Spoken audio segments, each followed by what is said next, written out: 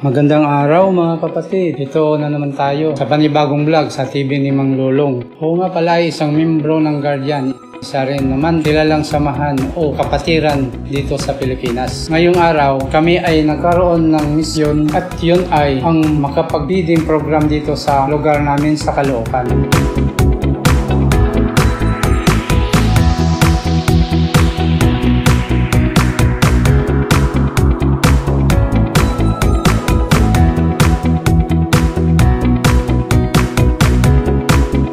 Nais namin na kahit papano ay makapaghandog kami ng kaunting almusal sa mga naninirahan dito, lalong-lalo na sa mga bata. Ang aming inihanda ay lugaw na sumakto naman sa makulimlim at may pag-ulan na panahon. Gabi pa lamang ay inihanda na namin ang mga gagamitin. Inumpisahan namin ang pagluluto sa madaling araw para makahabol sa oras ng almusal ng mga tao.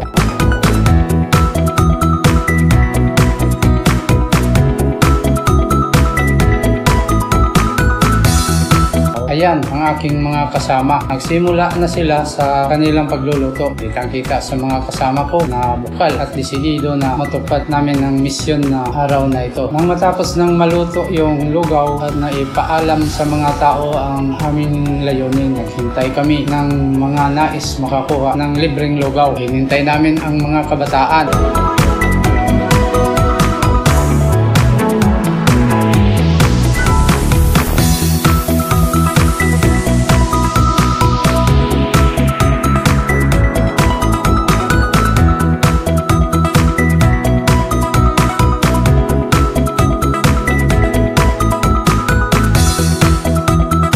May mangilan-ngilan namang mga bata kumuha, ngunit dahil nga sa pag-uulan, karamihan ay mga magulang na lamang ang mga nagpunta.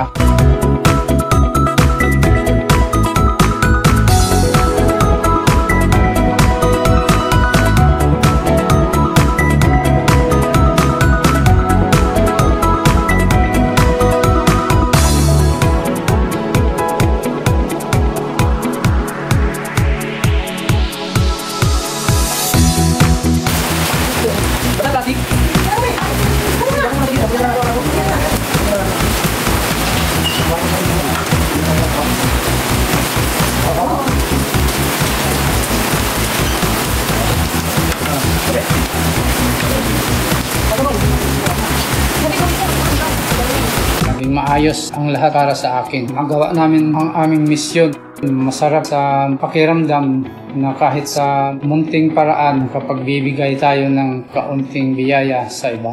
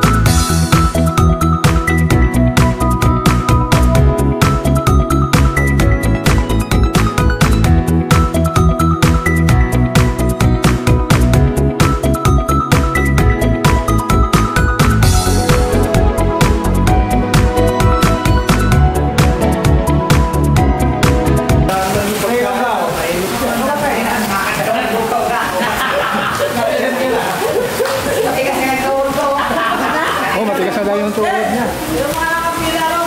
Kain tayo itlog. Mga kaibigan.